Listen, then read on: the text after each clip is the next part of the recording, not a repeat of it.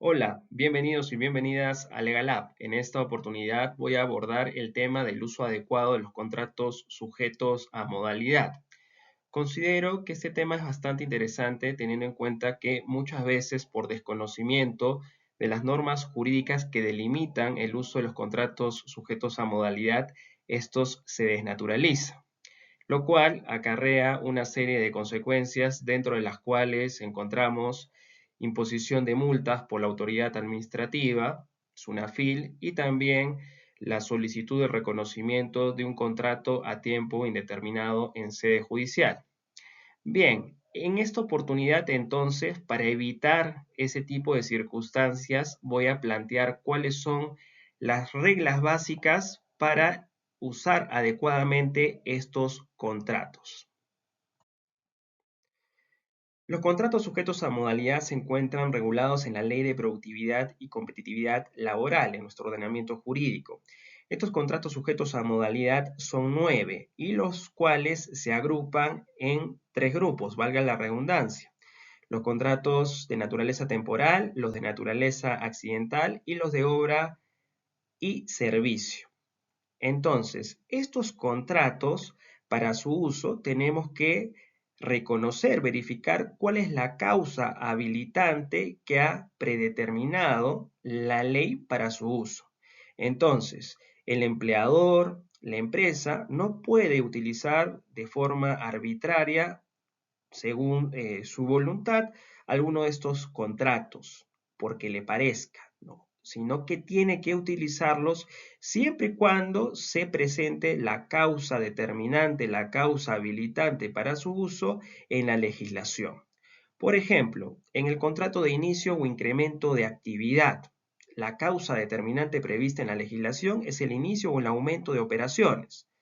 Es una causal interna que es previsible por el empleador. Por ejemplo, si es que se va a aperturar una sucursal de la empresa, entonces en ese contexto se puede utilizar este contrato de inicio o incremento de actividad. En el contrato de necesidades del mercado, este se va a utilizar, o en todo caso la causa determinante prevista en la ley, es el aumento imprevisible de operaciones. Es una causal externa que no es previsible por el empleador. En todo caso, la causal es coyuntural. Por ejemplo, en el marco de la pandemia, ¿no? El COVID-19, las empresas que se dedicaban a la producción de productos para desinfección o en todo caso mascarillas podían utilizar este contrato porque precisamente hay un aumento de la demanda de sus productos, pero que no era previsible, era por un hecho que escapaba a su previsión, era una coyuntura, la coyuntura del COVID-19, la que produjo el incremento en la necesidad de mercado. Por otro lado, tenemos el contrato de suplencia. Este se va a utilizar para reemplazar a un trabajador que tiene un vínculo contractual vigente con el empleador, ya sea porque él mismo se encuentra de vacaciones o en todo caso que el trabajador haya ocupado un cargo temporal en la empresa distinto al que venía ocupando y en ese contexto se necesita que se supla su puesto. Entonces, la idea principal es de que cada contrato sujeto a modalidad tiene una causa determinante para su uso, la cual está delimitada en la ley. Por ende, el empleador, la empresa, no puede utilizarlo de forma indiscriminada, no puede utilizar de forma indiscriminada alguno de estos contratos, sino que la ley delimita cuáles son los parámetros de su uso. Ahora, el tema central de esta sesión académica es verificar cuáles son las reglas básicas para el uso de los contratos sujetos a modalidad y de esta forma evitar su desnaturalización. Porque cuando incumplimos o desconocemos algunas de estas reglas básicas, lo que va a suceder es de que se va a desnaturalizar el contrato sujeto a modalidad, lo cual va a acarrear diversos efectos jurídicos. Las principales consecuencias de la desnaturalización de un contrato sujeto a modalidad es el reconocimiento de ese contrato desnaturalizado como un contrato a tiempo indeterminado, ello en el marco de un proceso judicial. Y paralelo a ello, también es viable que se impongan multas administrativas, en este caso por la Superintendencia Nacional de Fiscalización Laboral, ¿no? Atendiendo a que se considera como una sanción, como una infracción, el hecho de que se haya desnaturalizado un contrato sujeto a modalidad, con una sanción considerable. Ahora, ¿cuáles son las reglas básicas para evitar la desnaturalización de los contratos sujetos a modalidad? Son tres. Primero, la formalidad por escrito, luego el sustento de una causa objetiva y finalmente observar el plazo máximo preestablecido en la legislación para el uso de los contratos sujetos a modalidad. Respecto a la formalidad, el contrato sujeto a modalidad siempre debe estar suscrito por escrito. No cabe posibilidad alguna de que el mismo se perfeccione vía oral, como sí sucede para el caso de los contratos a tiempo indeterminado. Entonces, todo contrato sujeto a modalidad de los que hemos analizado previamente tienen que tener su sustento en un contrato por escrito. Ahora, en este contrato por escrito tiene que figurar la causa objetiva. Todo contrato sujeto a modalidad tiene que estar sustentado en una causa objetiva, precisamente a las cuales hacía referencia al inicio de esta sesión, ¿no? Teniendo en cuenta que en la legislación laboral, en la ley de competitividad y productividad laboral, se señala cuál es la causa determinante habilitante para el uso del contrato sujeto a modalidad. Entonces, este debe figurar de forma detallada en el contrato. Es decir, no debe usarse una fórmula general para describir la causa que sustenta el uso del contrato.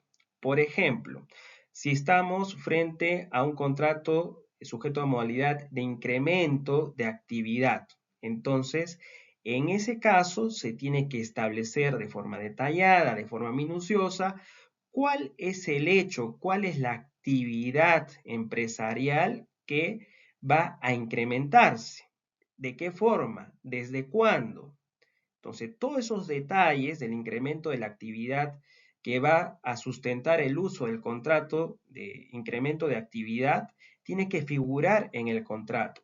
Mientras más detallado se encuentra, menos posibilidades existen de que el mismo sea cuestionado en el ámbito administrativo o en todo caso en sede judicial.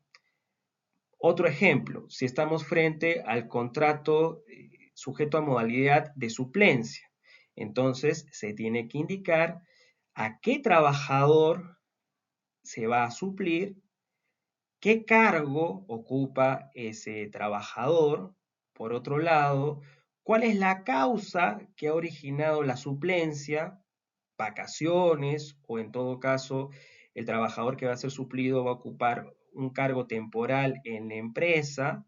¿Por qué tiempo? También es una de las razones que tienen que figurar en este contrato. Así que el sustento en causa objetiva tiene que figurar de forma detallada en el contrato. No es aconsejable en absoluto utilizar fórmulas generales, como por ejemplo, el presente contrato se sustenta en un incremento de actividad. Punto. Ese contrato, si es que revisado en el ámbito administrativo por la SUNAFIL o en todo caso en un proceso judicial, va a ser declarado como desnaturalizado. Entonces, ser minuciosos, ser detallistas al momento de describir los hechos que han acarreado el uso del contrato. Para enfatizar este aspecto, voy a proponer otro ejemplo, el contrato por necesidades del mercado. El contrato por necesidades del mercado obedecen a causas externas al empleador. En todo caso, se dan por situaciones coyunturales, ¿no? Y que no pueden ser previsibles.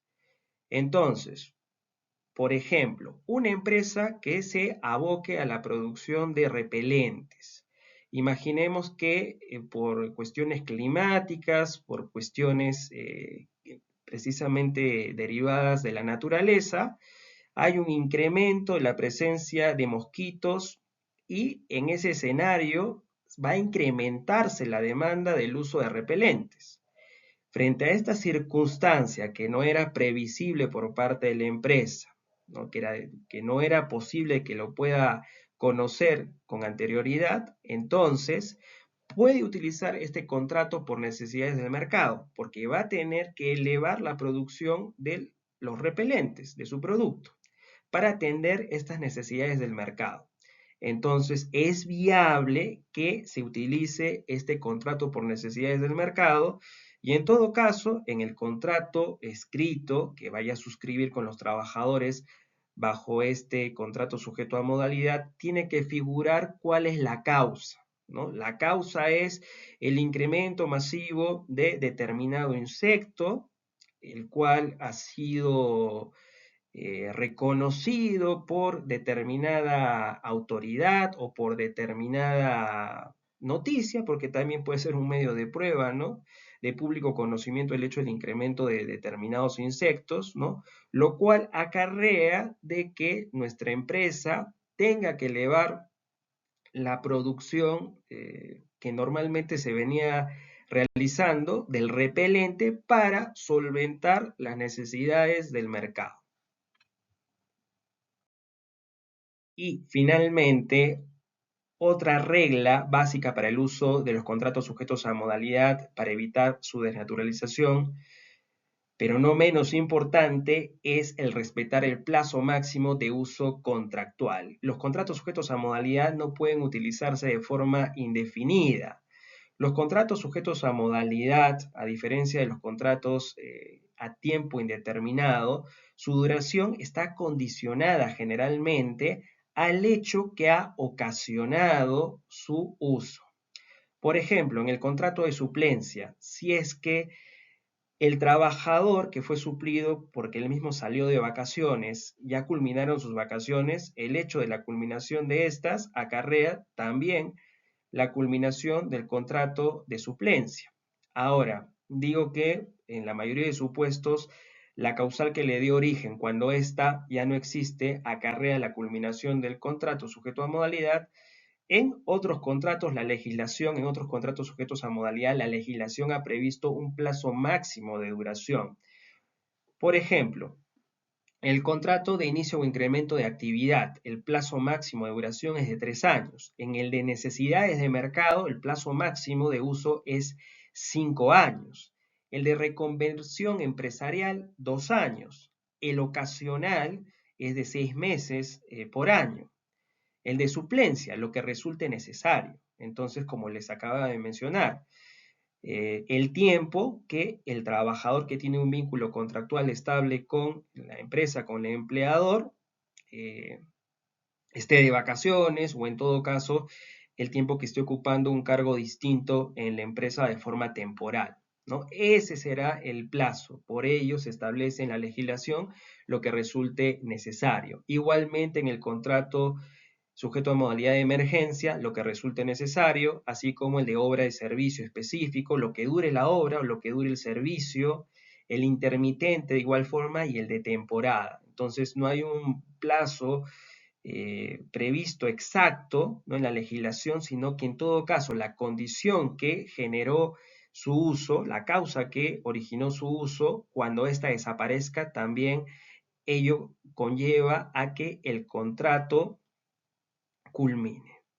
Bien, entonces considero que con estas reglas básicas podemos llevar adecuadamente el uso de los contratos sujetos a modalidad y evitar desnaturalizaciones, las cuales, como he mencionado en la presente sesión, pueden acarrear la solicitud de reconocimiento de un contrato a tiempo indeterminado en sede judicial, solicitando obviamente también todos los beneficios sociales que no se hayan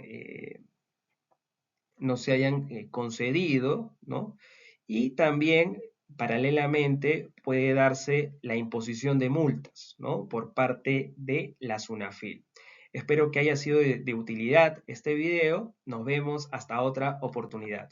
Adiós.